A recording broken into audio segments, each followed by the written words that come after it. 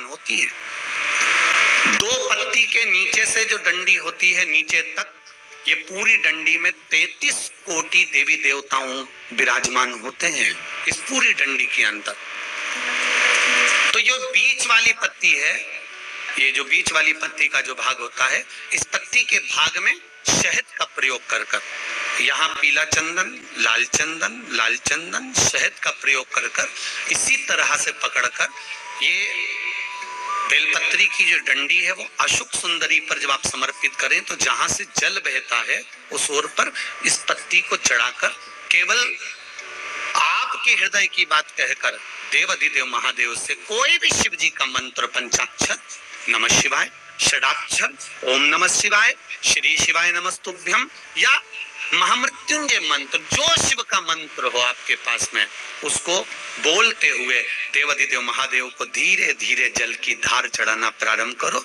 जल की धार जब पूर्ण होने लगे, उसमें थोड़ा जल बचे, तब अशोक सुंदरी पर जो तुमने बेलपत्र चढ़ाई है वहां उस जलधार को चढ़ाना। ये प्रयोग आपको केवल सोमवार की अष्टमी पढ़ने पर ही करना है। कौन से दिन करेंगे? जम के बोलिए जरा। सोमवार की अष्टमी पढ़ने पर यह प्रयोग करें और जल चढ़ाकर बाबा से विनती कर कर उसी बेलपत्र को वापस उठाकर कहीं जलाशय में या किसी पेड़ के नीचे विसर्जन कर दें और एक लोटा जल वहां भी चढ़ा दें। बस निवेदन कर कर आ जाइए, मेरा बाबा 3 माह के अंदर हाथ जरूर पकड़ेगा और आपको दलदल से बाहर निकाल देगा। एक यही प्रयोग का एक फल आया। देखिए, दुनिया के कई लोग शंकर जी के मंदिर में गणेश जी को ढूंढते हैं, कई लोग कार्तिकेय को ढूंढते हैं, कई लोग माता जगदम्बा को ढूंढते हैं शंकर जी के मंदिर में। भैया, शिवलिंग का अगर दर्शन कर रहे हो, जैसे ये पुष्प को समझो ये शिवलिंग है, ठीक है, या ये डब्बी जो है ये शिवलिंग है, ठीक है, और ये जलाधारी है जहां से पानी गिरता है, पीछे भी आप लोग देख रहे होंगे। भगवान शंकर के मंदिर में गणेश का स्थान कहाँ है? कहा जहां से पानी नीचे की ओर गिरता है उस जलाधारी के सीधे हाथ पर गणेश जी बैठे हैं और उल्टे हाथ पर कार्तिकेय बैठे हैं। जहां पर शिवलिंग रखा है ये माता पार्वती जी की गोद है और जहां शिवलिंग की आकृति है ये स्वयं शंकर है। और उस शिवलिंग में एक जगह ऐसी है जहां पर शंकर भगवान की सबसे छोटी लड़की अशोक सुंदरी का निवास है। शिव जी की सबसे छोटी बेटी का नाम क्या है? अशोक सुंदरी। कहाँ? जहां से पानी नीचे गिरता है, चढ़ाने के बाद जहां पानी जाता है, पानी जाने वाले स्थान पर बीच में एक लाइन होती है मोटी सी गहरी सी, वो अशोक सुंदरी है। आज भी कहते हैं जिस कन्या का विवाह नहीं हो रहा, जिस लड़के की शादी नहीं हो रही हो, सोमवार की अष्टमी पढ़ने पर एक लाल फूल चंदन में लगाकर जहां पर अशोक सुंदरी का स्थान है उस अशोक सुंदरी वाले स्थान पर ले जाकर अगर सोमवार की अष्टमी पढ़ने पर लड़का या लड़की जिसका विवाह नहीं होता वो चढ़ा देता है, मात्र 3 महीने में उसका विवाह पक्का हो जाता है। मात्र 3 महीने। अशोक सुंदरी का स्थान शिव भगवान के उस जलाधारी पर है। अशोक सुंदर शिव जी की सबसे छोटी बेटी, क्या नाम है? जम के बोलो। अशोक सुंदर। किसी कामना के वश अगर हम दीप लगा रहे हैं या हमारे मन में कोई भाव उत्पन्न है और हम बाबा से कहना चाहते हैं कि बाबा मेरा ये कार्य है आप पूर्ण करिएगा, तो फिर शिव मंदिर में भी लंबी बाती का दीप आप प्रदोष या सोमवार की अष्टमी या सोमवार आप शिवरात्रि तो बाबा से निवेदन कर कर लगा। हाँ, विशेष जब कोई एक बहुत बड़ी बात हो और आपके कार्य में कहीं अटकल हो रही हो तो एक ही दीप में 2 बात, शिव और शक्ति, लंबी बाती बनाई शिव और शक्ति के नाम से 2 बाती एक साथ एक दीप में भी लगा सकते। पर कब? जब विशेष कोई आपका कार्य हो और वो अटक रहा, विशेष कोई कार्य और आप बाबा से प्रार्थना कर रहे हो तो 2 बाती का भी प्रयोग आप कर सकते। ऐसे शिव तत्व को जान। कभी ये जो बेलपत्र होती है ना, आप आप लोग समझना भाई हो, जितने लोग दिल से कथा सुनने आए हो वो दिल से सुनिएगा, समझिएगा।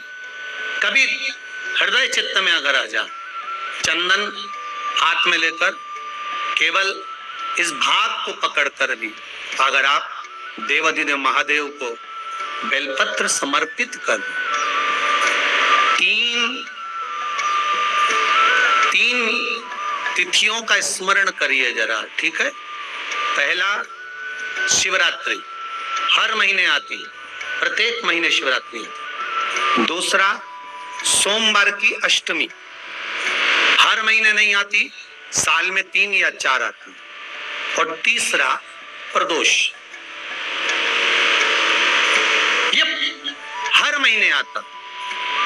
जब आपके हृदय में कभी कोई बात आ जाए कि बाबा आज मेरा मन ये कह रहा है और आपको सुनना है बाबा, आपको स्वीकारना है बाबा, आपको मेरे मन की बात जानना है बाबा, बस हाथ में चंदन लगाया, बेलपत्री का भाग इस तरह से पकड़कर शिव जी से अपने हृदय की बात कहकर, मेरे देवाधिदेव महादेव से दिल से कहकर, अशोक सुंदरी वाली जो जगह होती है, आपको बताया है अशोक सुंदरी का जो स्थान होता है, ये शिवलिंग, यहाँ अशोक सुंदरी की जगह, इस बेलपत्र को अशोक सुंदरी वाली जगह पर, जहाँ शिवलिंग है, शिवलिंग की साइड पर पहले नंबर की पत्ती का मुख होना चाहिए, बस उसको रख दीजिए और उस पर थोड़ी देर हाथ रखकर अपने हृदय की बात मेरे महादेव को दिल से कहकर आ जाइए। अगली सोमवार की अष्टमी या अगला प्रदोष या अगली शिवरात्रि जब आती है, मेरा महादेव आपकी मनोकामना का भाव पूर्ण करता। ये शिव तत्व है, इसको औघड़ी कहते हैं, औघड़ी। और एक बात आज फिर कहना चाहेंगे, जितने लोग आए हैं जरा दिल से स्मरण करें। समस्या भारी है तो भी एक लोटा जल आप बेलपत्री के वृक्ष के नीचे लेकर बैठे हैं, दिल से कह रहे हैं श्री शिवाय नमस्तुभ्यं, श्री शिवाय नमस्तुभ्यं, श्री शिवाय नमस्तुभ्यं, श्री शिवाय नमस्तुभ्यं, श्री शिवाय नमस्तुभ्यं। दिल से कहकर जल लेकर महादेव के शिवालय में जाकर भाव से समर्पित कर, भाव से दिल से कहें उसको। और आपसे निवेदन है, किसी दुनिया के लोगों के सामने जाकर हाथ मत फैलाना। कभी दुनिया के लोगों के आगे जाकर हाथ मत फैलाओ, दुनिया के लोगों के आगे जाकर अपना दुखड़ा मत सुनाओ। अगर सुनाना है अपने दुखड़े को, अपने दिल की बात, तो कभी किसी बेलपत्र का वृक्ष हो, उसके नीचे 2 मिनट बैठ जाना और श्री शिवाय नमस्तुभ्यं या पंचाक्षर नमः शिवाय या षडाक्षर ओम नमः शिवाय, वो थोड़ी देर, ज्यादा नहीं बोलूंगा, 2 मिनट मौन होकर बैठना। बेलपत्री के वृक्ष की जड़ की ओर आपका मुख कर लेना और 2 मिनट अगर दुख है जीवन में, तकलीफ है, तो बेलपत्री के वृक्ष के नीचे बैठकर अपने दिल की बात महादेव से, पार्वती से कह देना, अपने दिल की बात।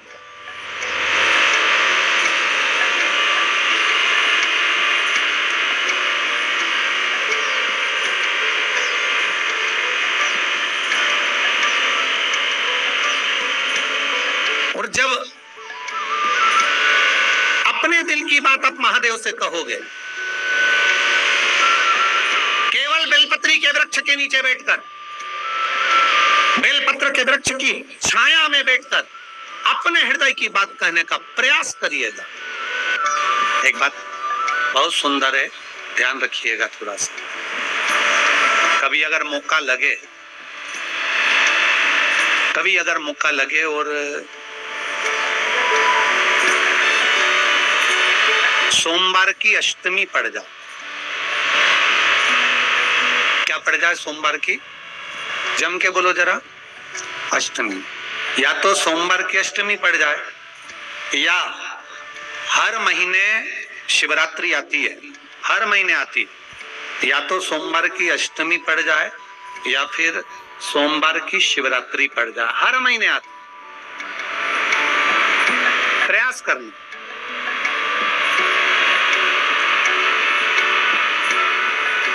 कहीं से देसी गाय का दूध मिल जाए, थोड़ा सा दूध देसी गाय का मिल जाए, थोड़ा सा।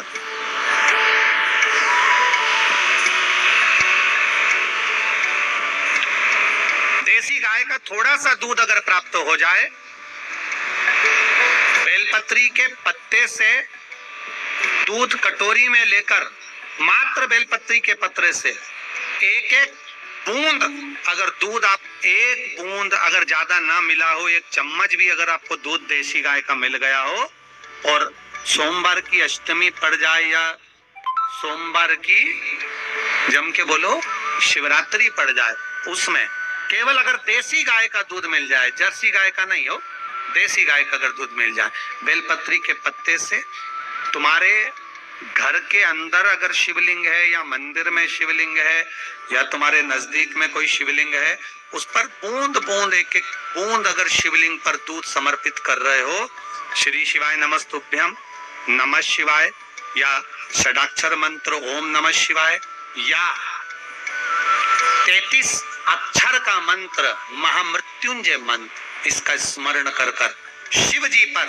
देसी गाय का दूध समर्पित कर कर इस बेलपत्री को अशोक सुंदरी वाली जगह पर अगर आप समर्पित कर देते हैं, फिर आप जिस भी चीज के लिए अप्लाई करें, मेरा देवाधिदेव महादेव आपका हाथ पकड़कर खींचकर आगे बढ़ा ही दे। मेहनत करना, कर्म पूरा करना, पढ़ाई अच्छी करना, और पढ़ाई के साथ में विद्या अध्ययन करने के साथ में अच्छी मेहनत के साथ में देसी गाय का दूध भगवान शंकर को समर्पित करना, भगवान शंकर को समर्पित करना, देसी गाय का दूध धीरे धीरे धीरे धीरे समर्पित, भाव के साथ आप समर्पित। गला पकड़ रहा है बाबू, देसी गाय का दूध एक एक बूंद समर्पित कर, धीरे धीरे समर्पित कर।